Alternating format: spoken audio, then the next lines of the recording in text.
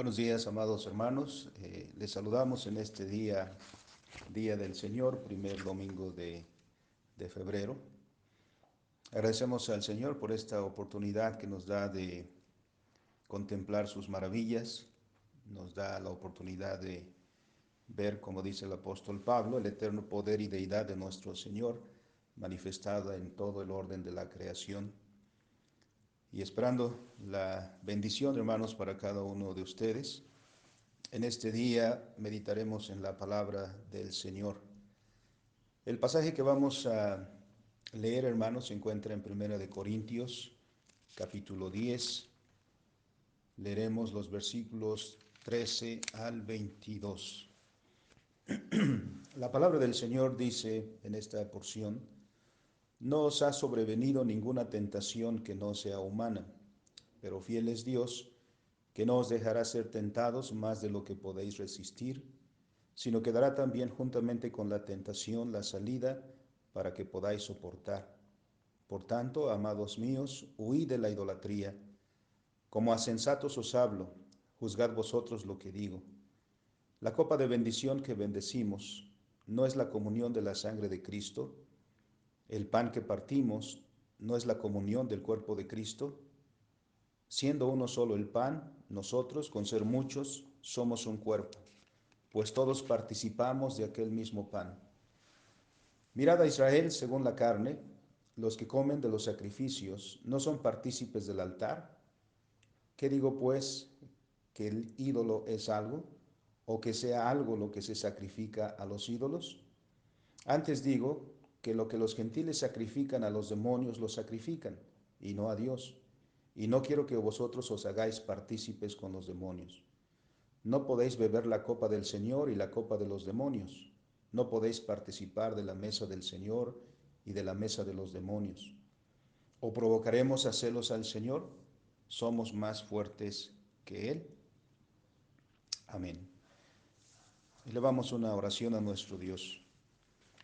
Bendito y soberano Señor, te damos gracias, Padre, en esta mañana, agradeciéndote por todas las bendiciones que has prodigado, Señor, a tus hijos. Agradeciéndote, Señor, que tus cuidados, tu protección y el sustento, Señor, que has prometido a tus hijos ha sido con cada uno, Señor, durante la semana que hemos transcurrido.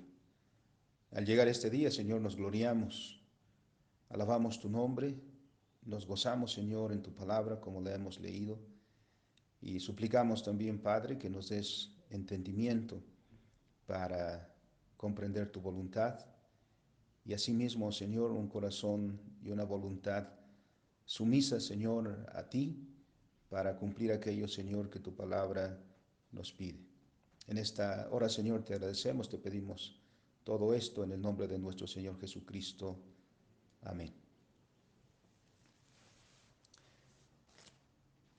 La porción que hemos leído, hermanos, es la continuación del tema que abordamos hace 2 semanas, que interrumpimos el domingo pasado una vez más esta serie de estudios sobre el libro de Corintios, de Primera de Corintios, para dar lugar a la celebración de la presentación de nuestro Señor Jesucristo en el templo, siendo esta celebración como parte de los actos salvíficos de nuestro Dios en Cristo Jesús.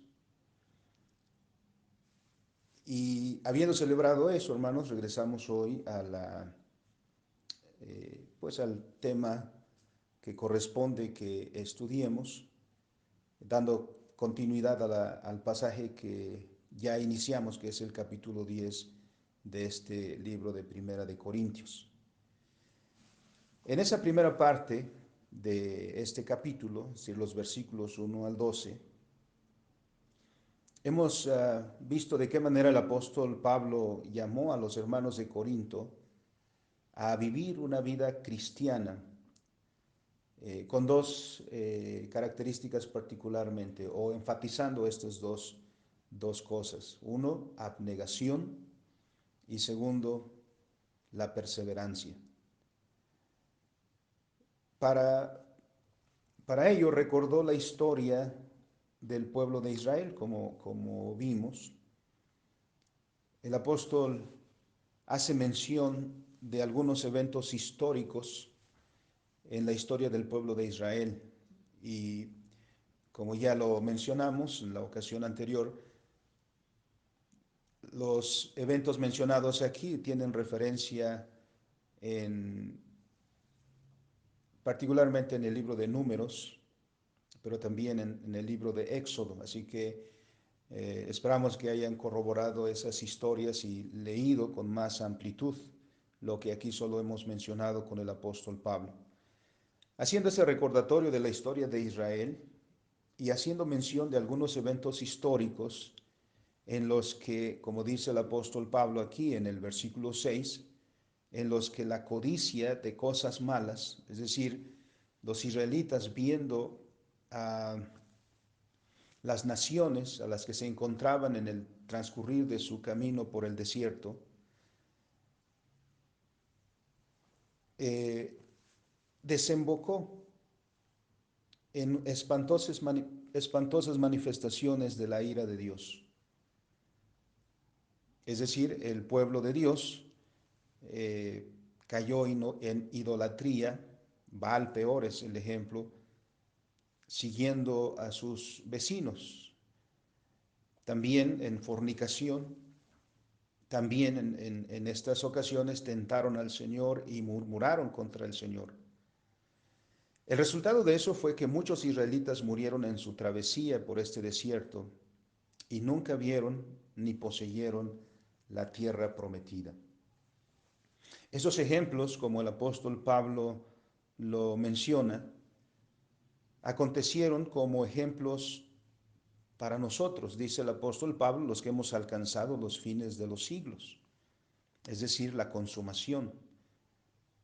Así que no podemos leer esos eventos simplemente como meras historias, sino debemos ver en ello el, la voluntad, la revelación de la voluntad del Señor para nosotros y aprender de ello.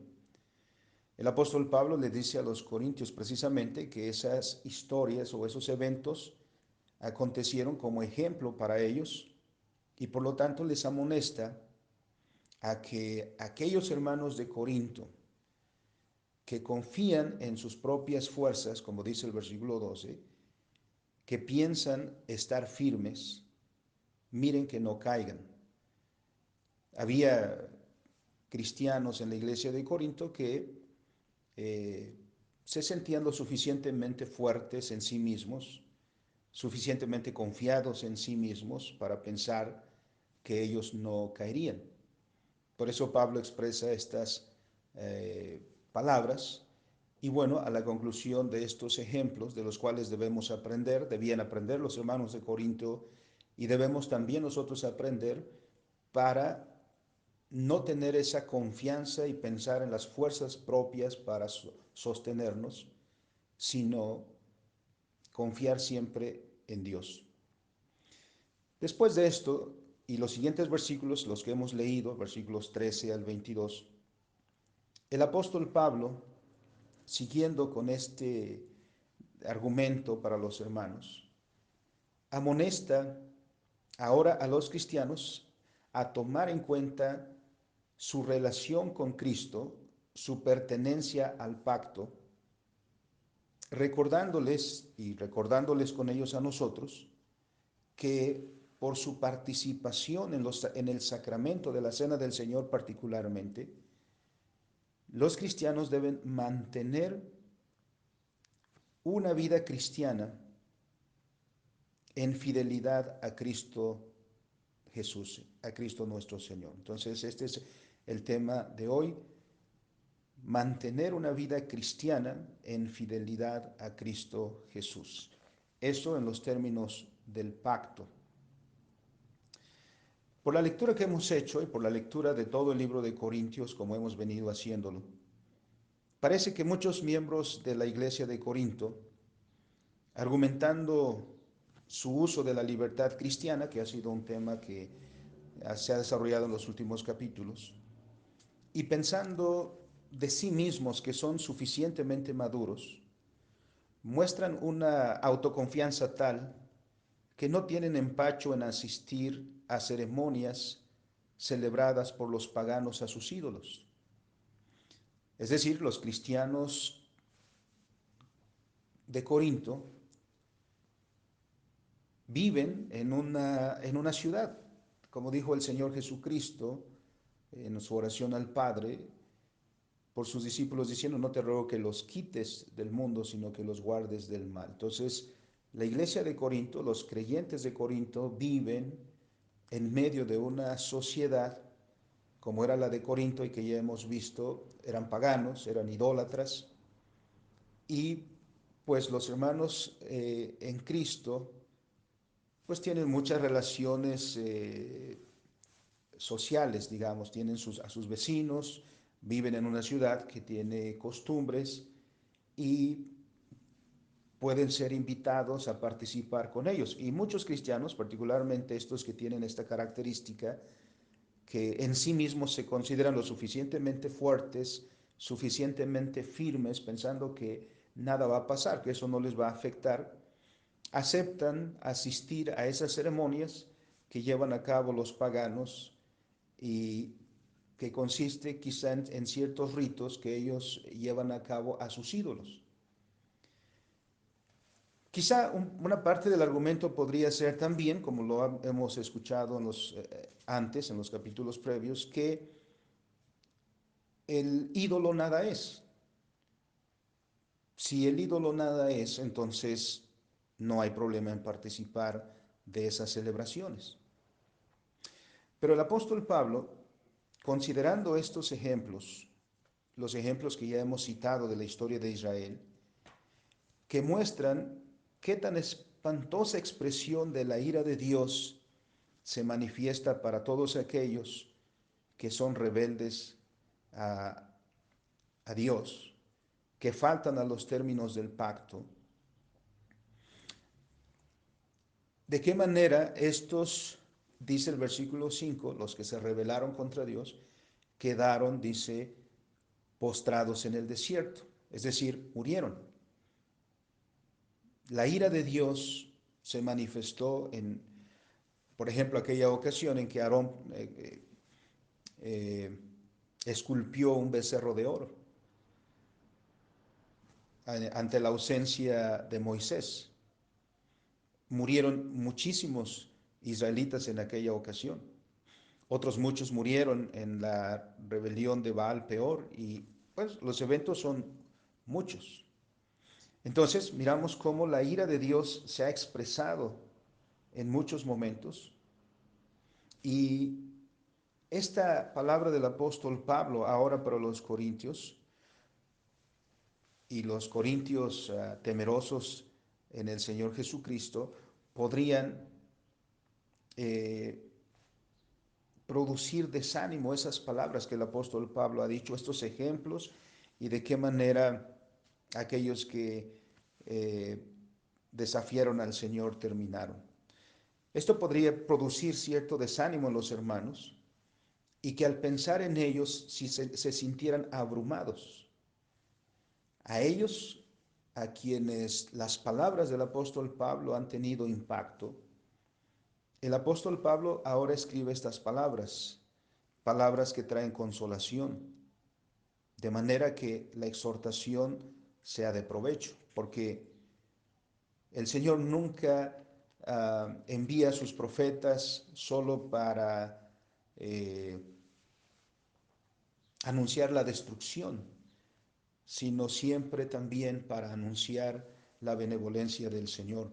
En esto el apóstol Pablo sigue precisamente aquello que hacían los profetas en el Antiguo Testamento, cuyas palabras tenían tres elementos importantes. Por ejemplo, miramos a cualquiera de los profetas, eh, como Amós, por ejemplo, o Oseas u otros, que hay tres características o tres elementos en su tarea profética. Primero, la denuncia del pecado o la denuncia de la traición del pueblo de Dios al pacto. En segundo lugar, los profetas hacen un llamamiento al arrepentimiento. La denuncia del pecado sirve precisamente para decirles cuál es la condición en la que se encuentran, de qué manera se han apartado de los términos del pacto. Pero no los dejan ahí. Inmediatamente, por mandato del Señor también, aquellos son llamados al arrepentimiento. Y una tercera cosa que se encuentra en las profecías de ellos es la promesa de restauración. Estas palabras finales son de consolación. Si hay arrepentimiento, el Señor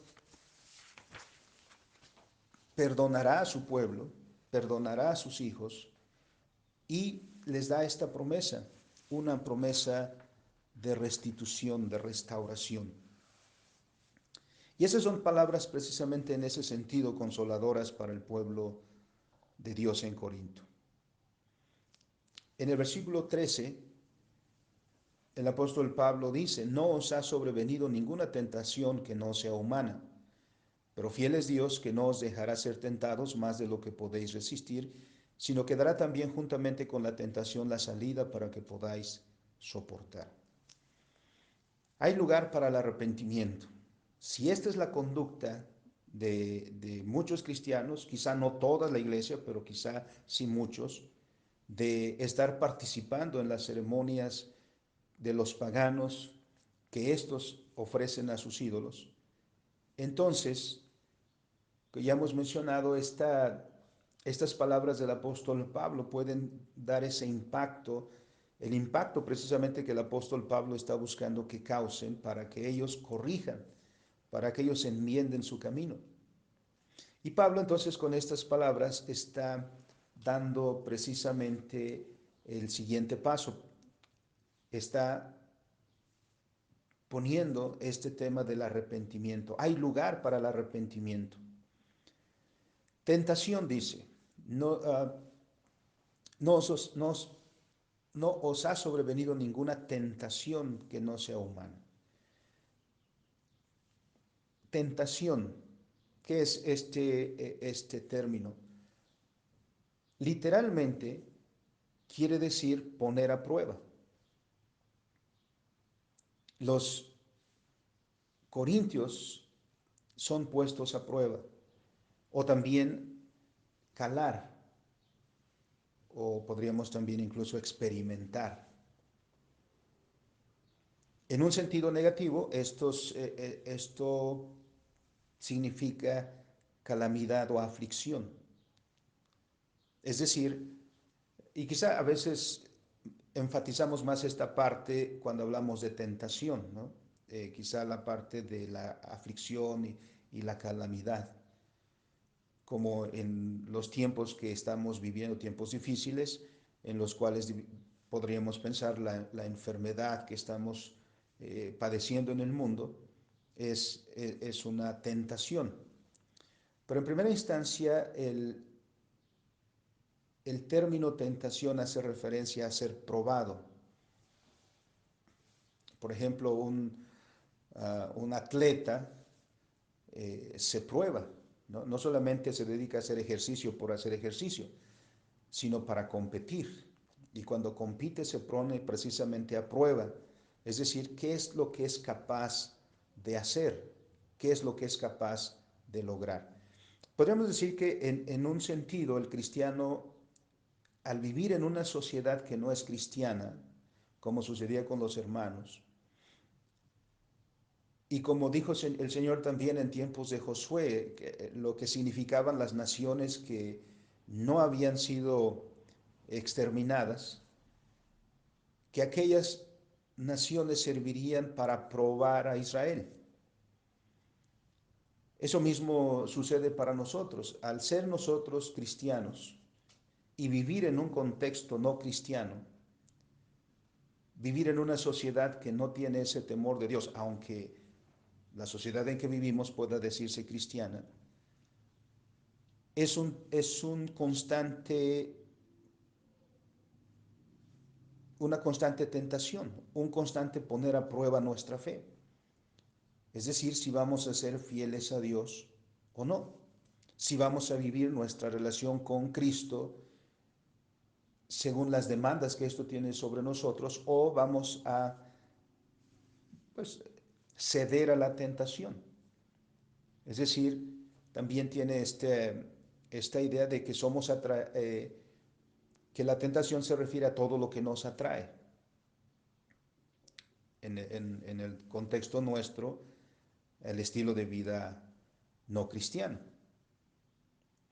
A los israelitas, por ejemplo, regresando a los ejemplos que pone el apóstol, a los israelitas les atrajo lo que veían en los pueblos paganos, que encontraban a medida que transcurrían su viaje por el desierto. Y después, ya habitando en la tierra prometida, también tuvieron eso. ¿Qué les atraía? Lo que veían en los pueblos circundantes, sus costumbres, sus tradiciones, su manera de adorar. Por eso cayeron en idolatría. Y todo esto que veían en esas naciones a las cuales se encontraban en el camino o las que los rodeaban ya cuando estaban en la tierra prometida, todo esto despertó la codicia en ellos. Por eso el versículo 6 dice que nosotros no debemos codiciar cosas malas como ellos codiciaron. Este fue el principio de su pecado.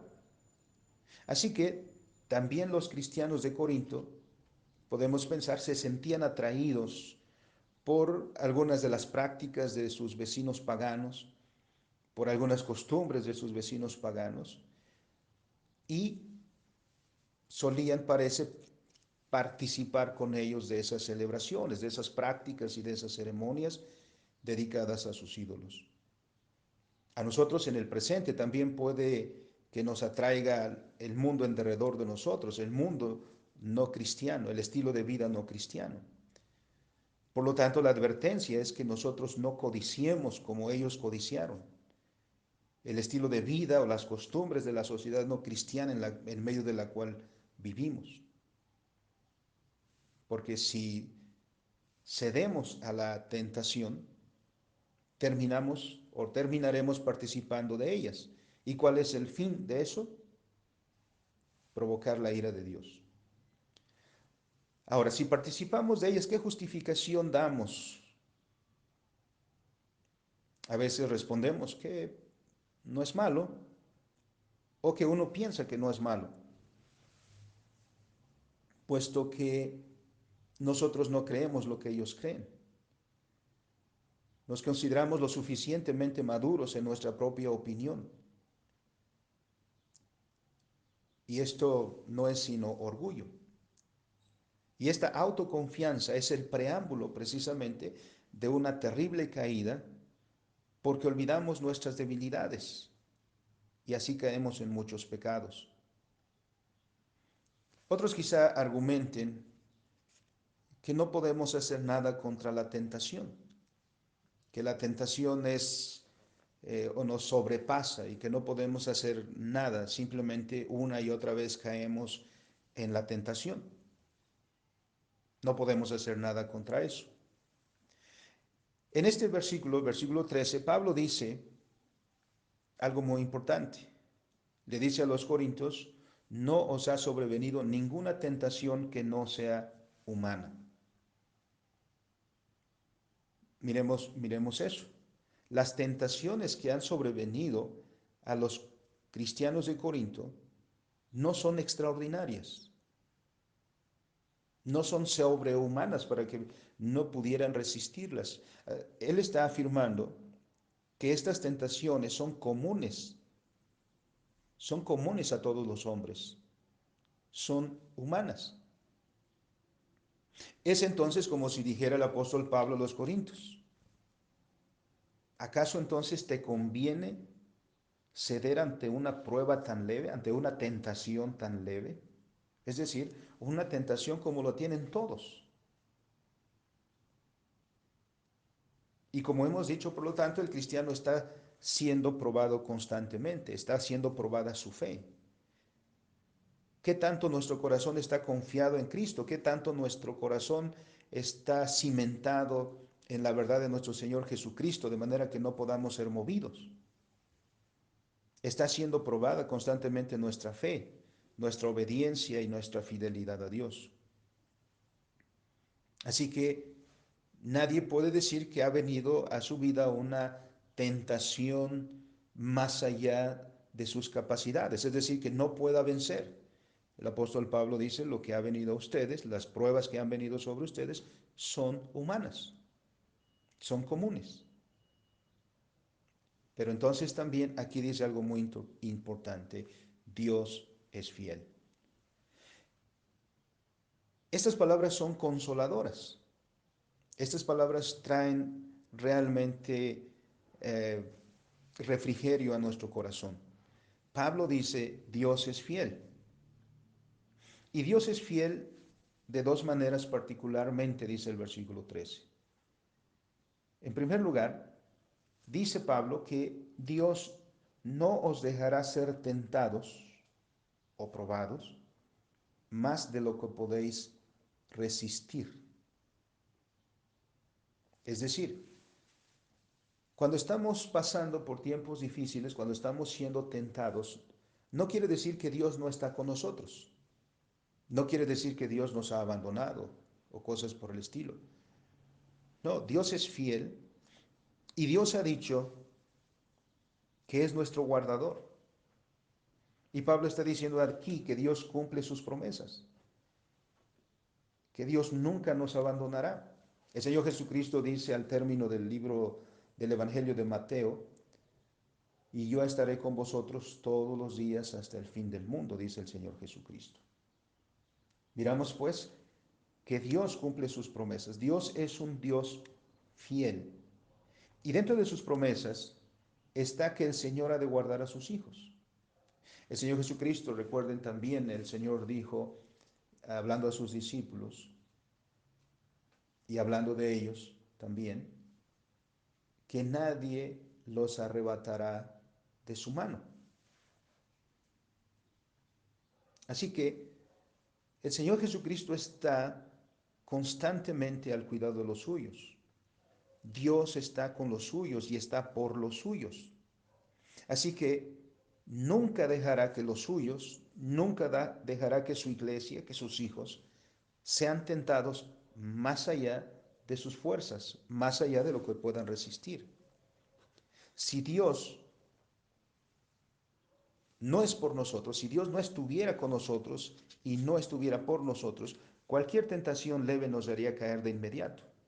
Y entonces todo terminaría para nosotros. Pero el apóstol Pablo dice, Dios es fiel.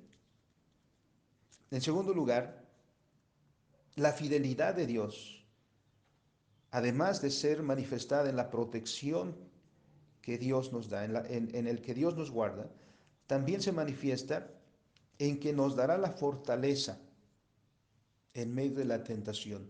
Nos dará la fortaleza para poder resistir a la prueba. Nos dará la capacidad de poder superar la prueba. Además, y le pondrá límites a la prueba. Dice el versículo, no os dejará ser tentados más de lo que podéis resistir. Pero también dice que dará juntamente con la tentación la salida para que podáis soportar. Así que el cristiano debe tomarse de Dios siempre para poder superar todas las pruebas que puede y tiene que enfrentar en su vida. ¿Por qué? Porque una conciencia piadosa siempre se refugia en Dios.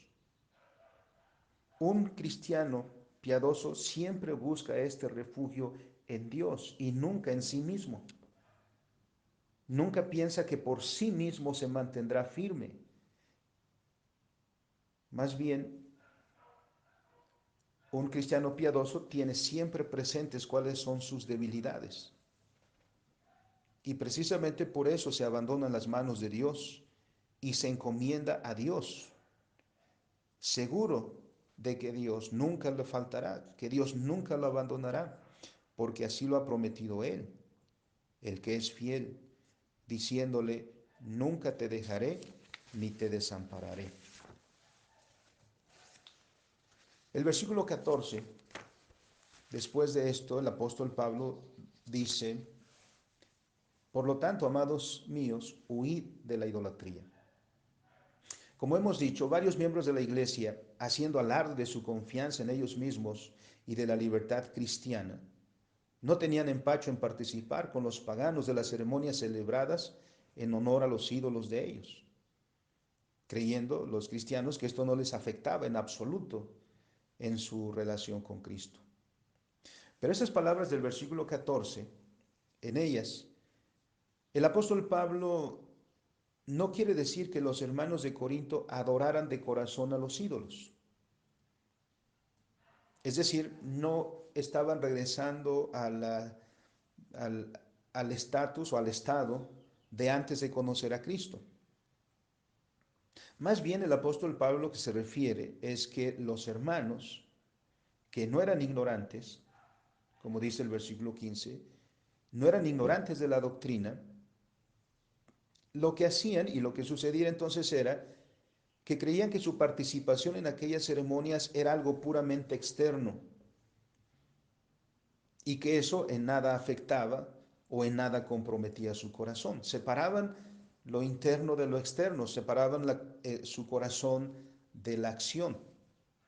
Así que pensaban que podrían hacer cosas que en nada afectarían su corazón y su fe, sus convicciones. Por eso, pensando de esa manera, sin escrúpulo alguno, participaban en esas asambleas con los impíos. Pero Pablo, con estas palabras, precisamente condena esa manera de proceder. Las palabras del apóstol Pablo, entonces, se refieren a lo exterior, a las acciones externas. El énfasis recae en esto precisamente, en que lo exterior no se puede divorciar de lo interior.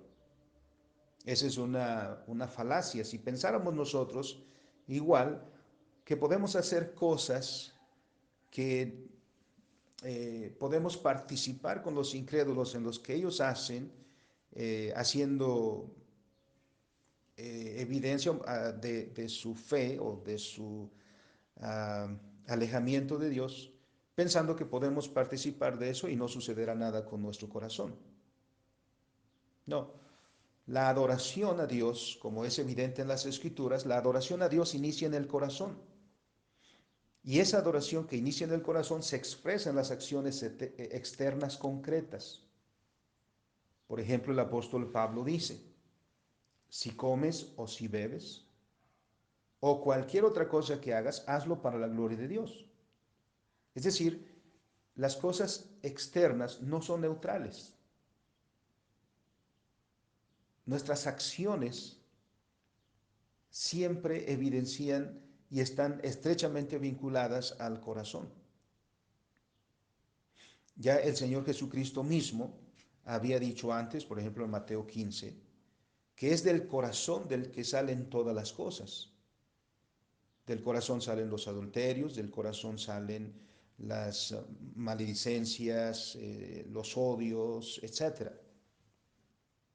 Entonces, no podemos pensar que las cosas externas no se relacionen con el corazón. Más bien, el corazón siempre ha de dirigir las cosas externas.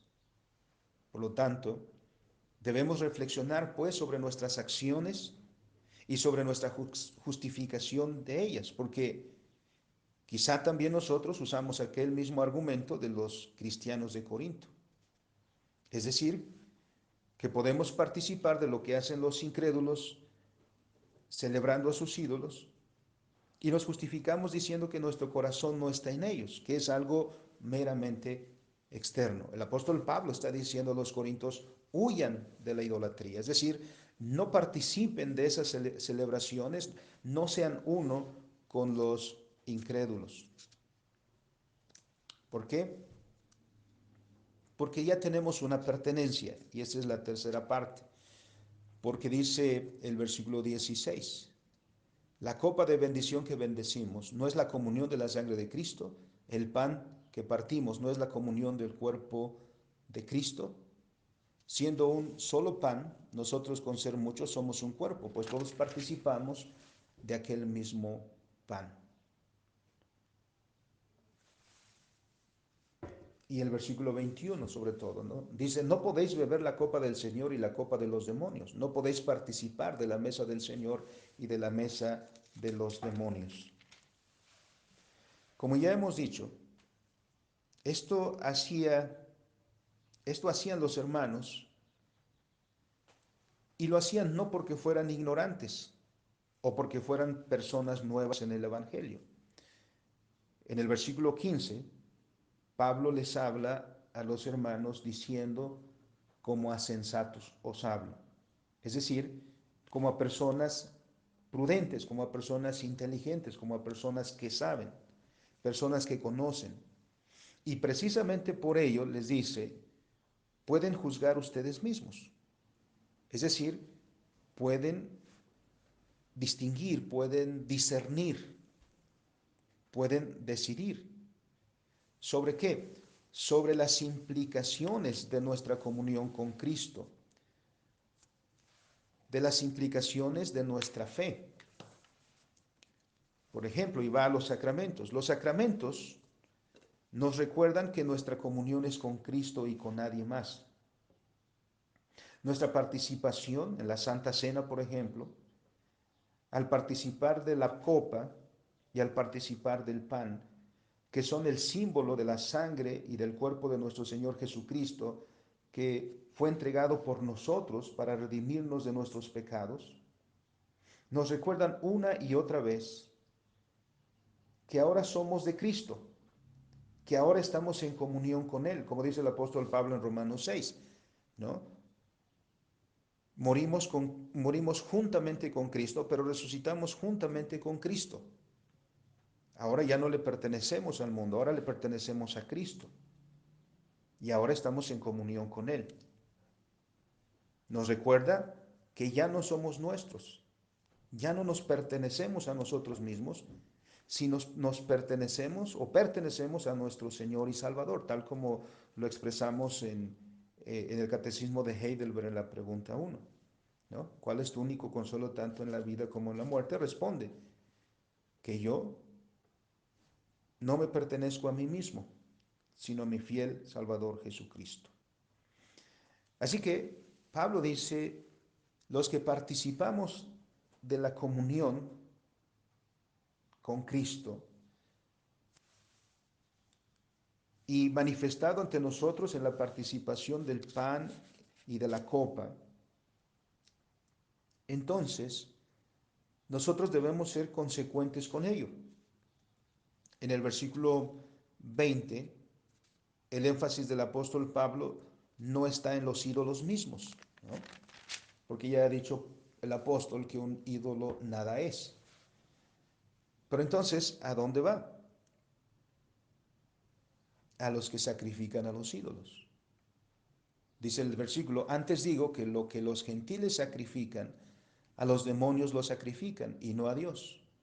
Y no quiero que vosotros os hagáis partícipes con los demonios.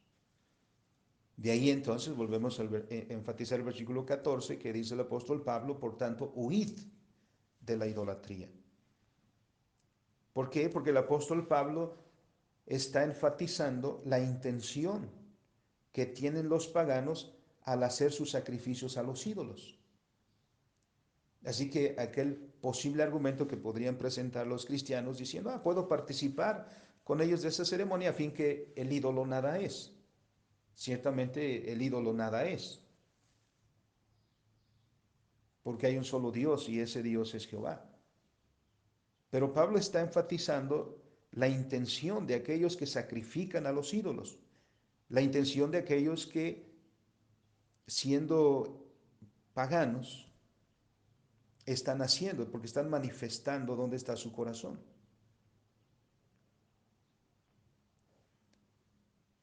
El apóstol Pablo, ya que antes ha dicho que un ídolo nada es, aquí dice que los gentiles hacen sacrificios a los demonios y que si nosotros participamos con ellos, estamos participando de esos sacrificios a los demonios. Nos estamos haciendo partícipes con los demonios, es lo que dice. Dice el versículo 20 en la última parte, no quiero que vosotros os hagáis partícipes con los demonios. Entonces miramos lo que está en juego, miramos lo que está y que es muy delicado. Por lo tanto, el apóstol Pablo hace este llamado: huid de la idolatría. ¿Por qué? Porque ya tenemos una pertenencia, ya pertenecemos a Cristo y le pertenecemos en todo.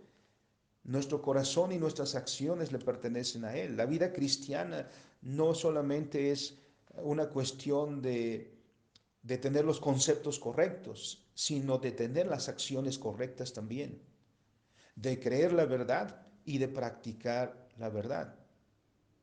Así que no podemos participar y hacernos partícipes con los demonios, accediendo a las invitaciones de los paganos que nos invitan a celebrar con ellos lo que ellos están ofreciendo a sus ídolos. Para el cristiano, la relación con su Señor es total y por lo tanto es exclusiva. La Escritura dice: no podemos servir a dos señores. No podemos participar de la mesa del Señor y de la mesa de los demonios.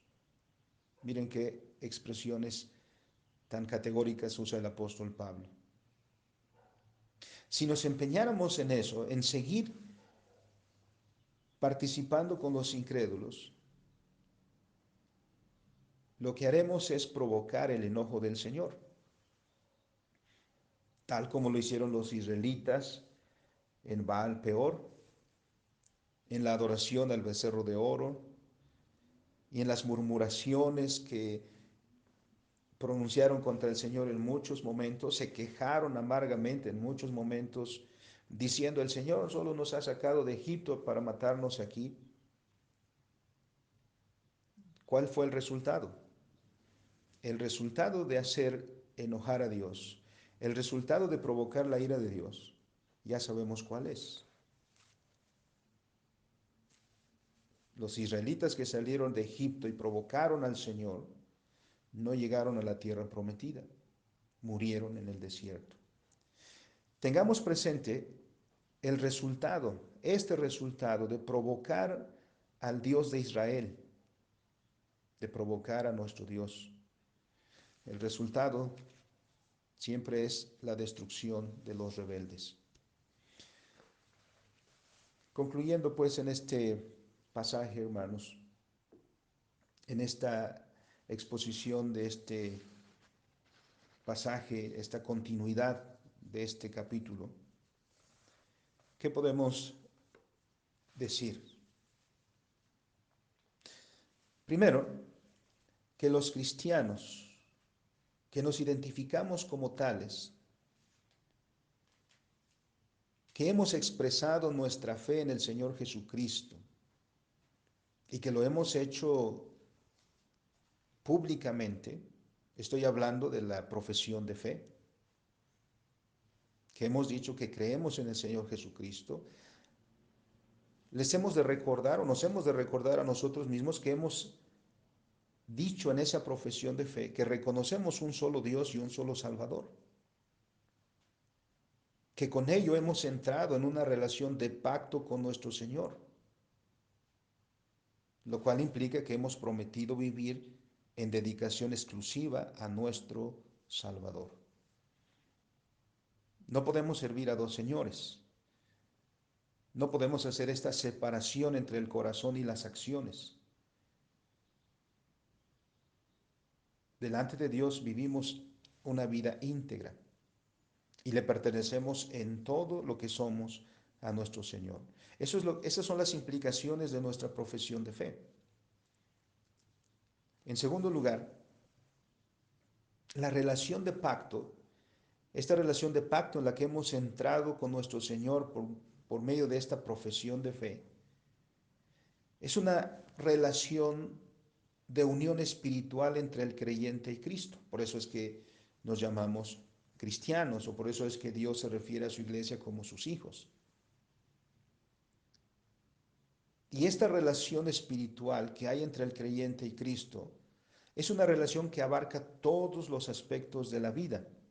No hay un solo aspecto de nuestra vida que podamos pensar que no está involucrada en nuestra adoración a Dios.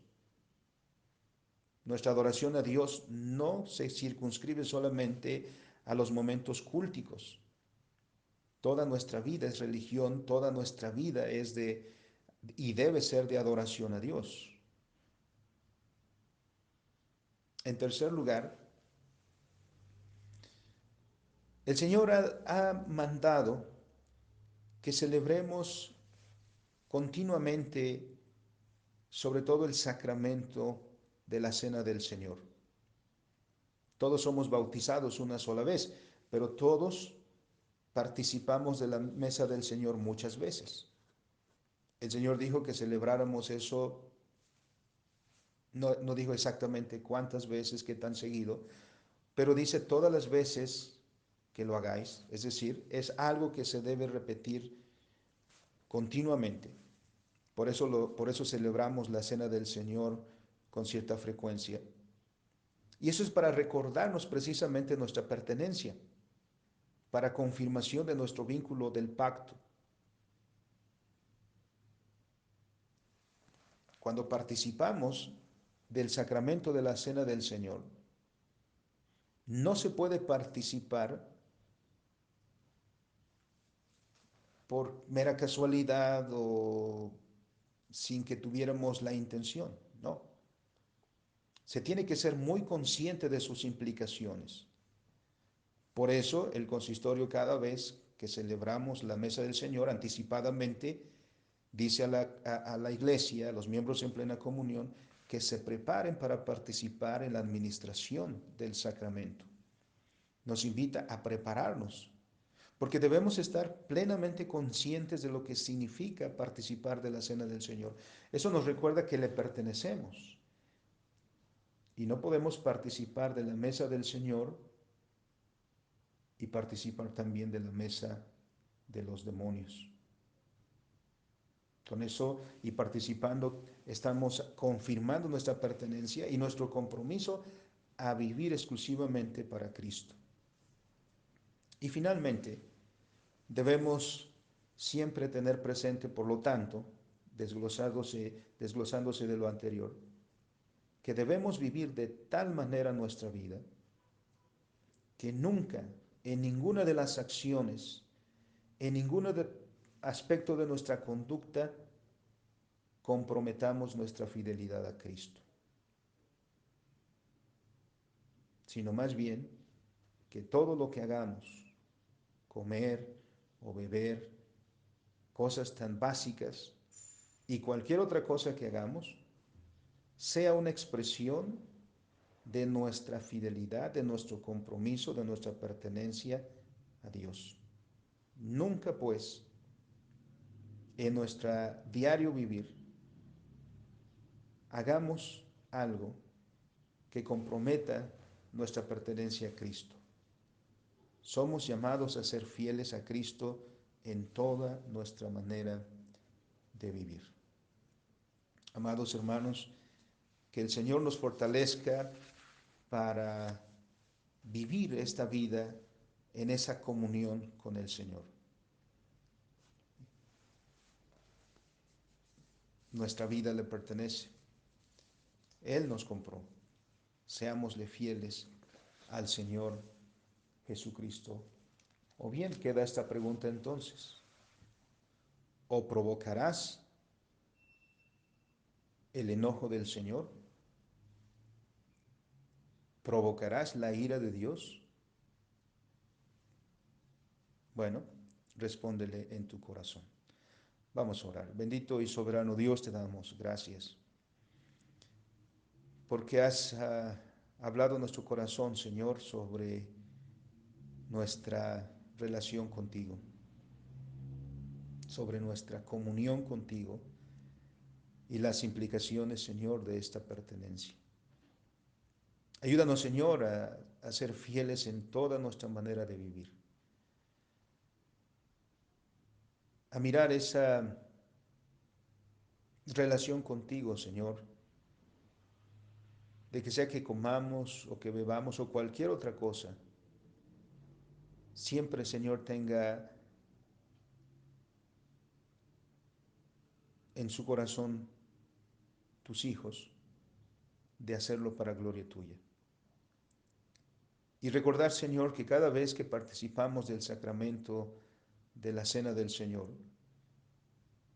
es un recordatorio y una confirmación de nuestra pertenencia. De manera, Señor, que no podemos entonces tener una vida dividida, una vida en la que haya dos señores, que no podemos participar de las costumbres de los paganos o de los incrédulos, y no podemos pensar que si participamos en las cosas externas no tendrá ninguna repercusión en nosotros. Que tu palabra, Señor, redarguya, instruya nuestro corazón y se plasme eso en nuestro diario vivir.